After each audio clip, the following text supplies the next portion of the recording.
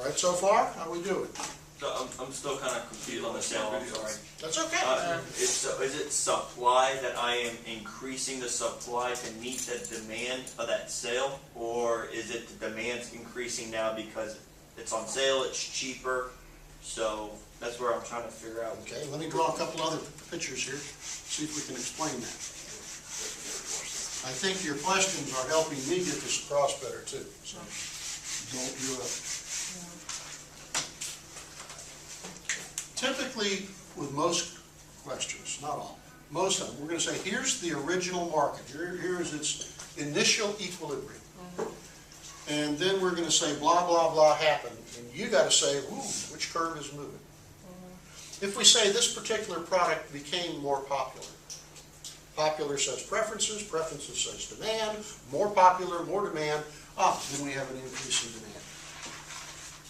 So our equilibrium at A is going to be our original price, P1, has risen to P2, and our original quantity or sales level at Q1 has now increased to Q2. And keeping the terminology straight and trying to describe this is really pretty critical. So let me ask you a question. Was there an increase in demand? Yes. Yes, the demand curve moved. Was there an increase in supply? Yes. No. No, because the supply curve didn't move. Was there an increase in the quantity supply? Yes. Yes, movement along the curve to a great degree. Okay. Was there an increase in price? Yes. Was there an increase in sales? Yes. Quantity, yes. So I can draw this and say this is what happened, but when I make up an answer to describe it, I've got 5 or 6 things I can say that are all correct. And that's your challenge to pick through where's he lying. So when you say quantity supplied, it's that actual point you're talking about? Actually, the change in quantity supplied, when we went from 100 units to 200 units, Okay. is 200. There's 200 units more being supplied and in fact And that's sold. what those dots represent? Yeah. Well, these dots are just, I read vertically down to the quantity axis to measure quantity. And I read horizontally over to measure the price. So any point on a curve, we say, well, it reads straight down for quantity and straight across for the price. Let's try one for fun here. All right, this is fun, come on. You work here, you can do something useless.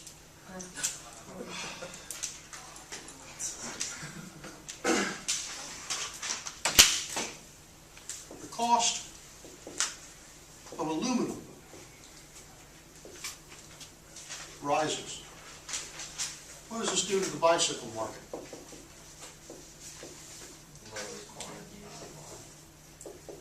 Bikes become more expensive. It's an increased price. Your first question is, which curve is affected? Supply curve, because what is aluminum with respect to a bike? How it's made of. It's a cost of production. So if the cost of production increases, what happens to the supply curve? It decreases. I'm going to draw that way just for To the reference. left. To the left. Decrease is always to the left. And so if we were looking at this, we would say, well, here's the original market, and now there's been a decrease in supply. From S to S prime, equilibrium goes from A to B. You with me on that so far? It costs more, so there's a decrease in supply. So true or false, the price of bicycles will go up. True. True. Sales of bicycles will increase. False. They decrease, right? Okay. There was an increase in demand. False. There was a decrease in demand. True. Wait. No, it didn't False. change. False. Demand didn't change. There was no change in demand. There was a decrease in supply. True. It's true. The supply curve shifted. There was a decrease in the quantity demanded. True. True. Change in quantity demanded to a smaller quantity. Starting to see how you got to read those? Yeah. It's a little bit like detective work. You know, you got to read, and one of the biggest ways people get in trouble on an exam in this course is they read the questions too fast. And particularly, they read the question, they don't go through the diagram and the logic, they just jump right into the answers. And I live to write really good sounding but wrong answers. So you gotta do the analysis before you go to the answers. Otherwise, I'll have 4 answers that sound perfect. So it's pretty much how it's gonna be set up, is you're gonna get this, here's the graph. Let me take you one step further now. We're told that the cost of aluminum rises and that the price of gasoline goes to $9 a gallon. What'll that do to the bicycle market? That's the first question to ask. Demand goes up. Demand Which will go up. curve or curves? Demand increases. And supply will improve. What do we know about gasoline? Expensive. It's normal good. Normal good, a lot of people can't afford gasoline, so what's that gonna do in the bicycle market? People ride more bikes. People are gonna ride more bikes. How do we say that in terms of demand and supply? Demand for bicycles. The demand for bicycles is going to increase.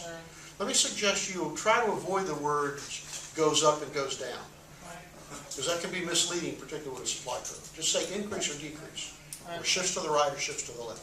So the one thing we know is that there will be an increase in demand for bicycles, and with the cost of aluminum going up, what did we just say? Decrease in supply. There would be a decrease in supply.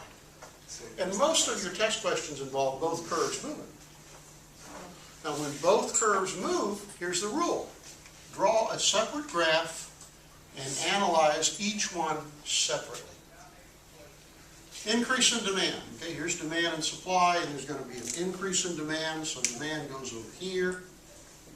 Without me labeling it, can you tell me what happened to price and what happened to quantity? Price goes Price up. going up. Price went up, Quantity going up. quantity increased. Okay? Price went up, quantity went up. All right, let's go over here and look at the supply change. Initial equilibrium, and there's going to be a decrease in supply. So Shift over. supply is going to shift to the left. What happened to price? Goes up. Everybody okay that price is higher? Yep. Price goes up. What happens to quantity? Goes down. Selling less. Quantity Sales are demand. down. So both of these things are happening at the same time. If they're both happening at the same time, what do they have in common? Price. Price is definitely rising. What about quantity? Ambiguous. Yeah, it may increase if this is the biggest change. It may decrease if this is the biggest change. And in fact, if supply decreases by the same amount as demand, so you get something like that, the price may even stay the same. So we say, I don't know what's happening to the price, therefore it is ambiguous, uncertain, indeterminate. We use those terminologies. Okay? Huh? So. Did you mean to say quantity? Quantity, I'm sorry, did I say price? Yeah. I'm sorry, quantity is indeterminate. So if it's undetermined, is that how you'd want us to write it right there? Now, you'll have multiple choice answers to choose from, and you'll have to read those answers very slowly. Okay? Sir? What I'm getting confused on is like price floor and price ceiling, surplus, shortage. Sorry. Can you go over that? Let me do one or two more of these, and then let's do it, okay? I want folks to get as comfortable as they can with this.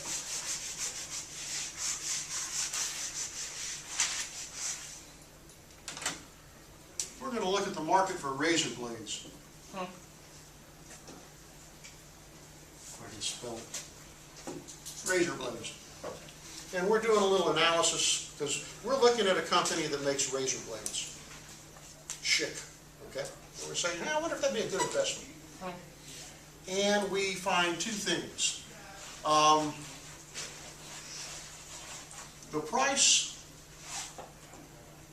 of, what are razor blades made out of?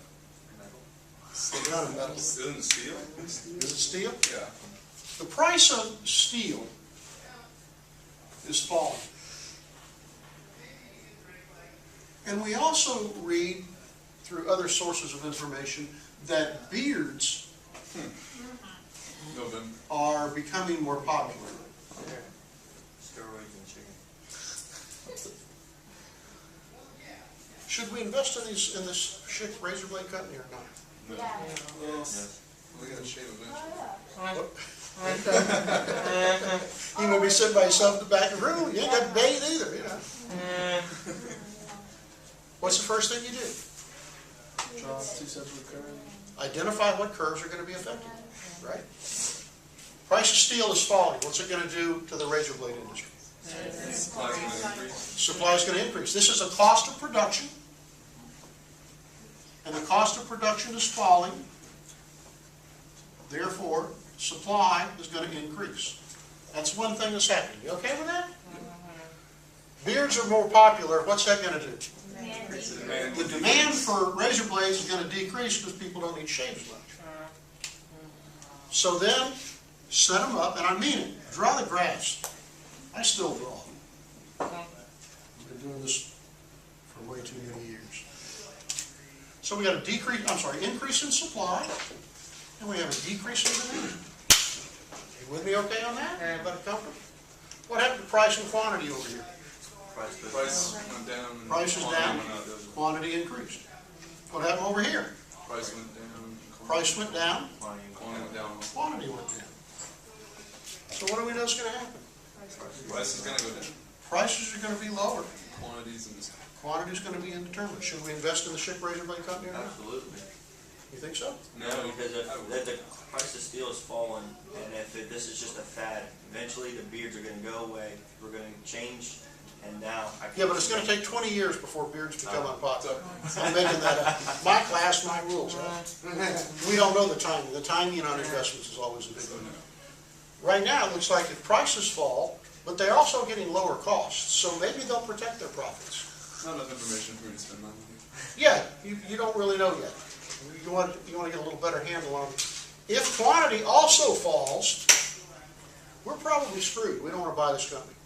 But if quantity does in fact increase, then possibly, depending on how far their costs have come down, possibly this could be a profitable investment. Sounds like you should stockpile steel, Why? so that the price will go up artificially. The price always goes back up? Well, it will if you're stockpiling. Are you familiar with a slide rule?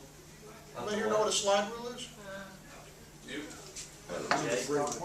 A slide rule, it's the size of a ruler, give or take, and the middle of it slides between the two outside edges.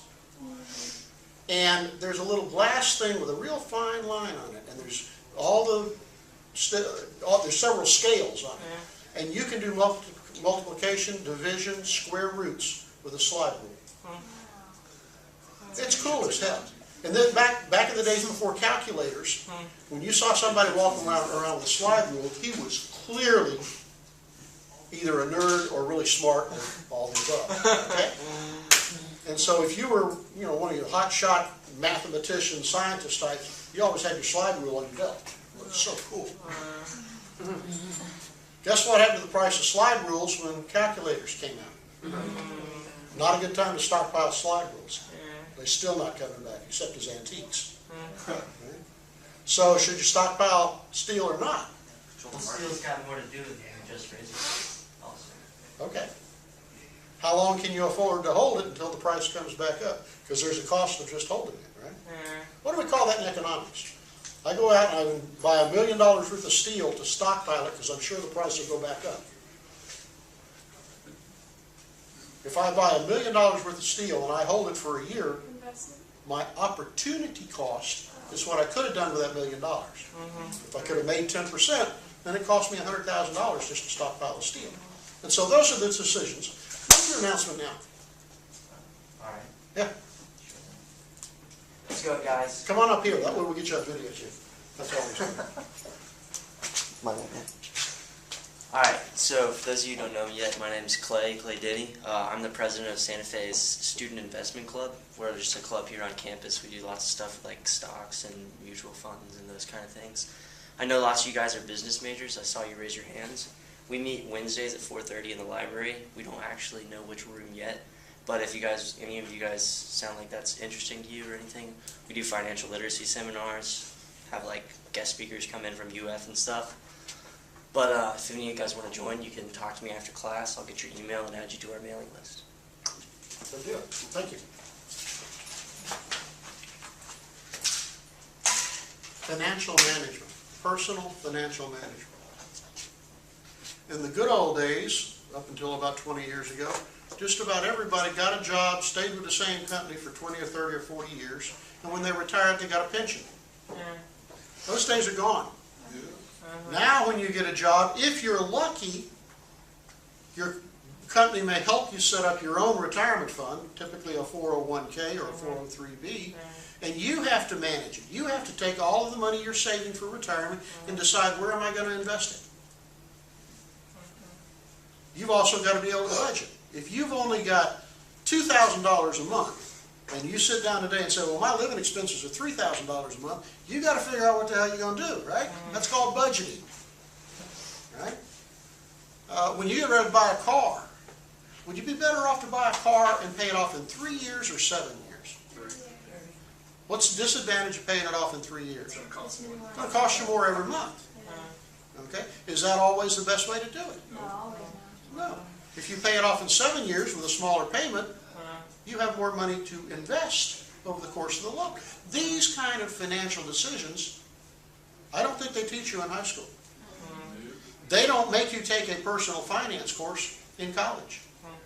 I taught a personal finance course out here for 3 or 4 terms. I typically had 6 or 8 students enroll for it because it wasn't required. So the kind of stuff Clay's talking about, where you can have speakers come in and you can have programs and better understanding of finance, that could save your butt. It could make it possible that you could retire at 55 instead of 75. We do budgeting seminars too. Good. Good. So, just put a plug in for that.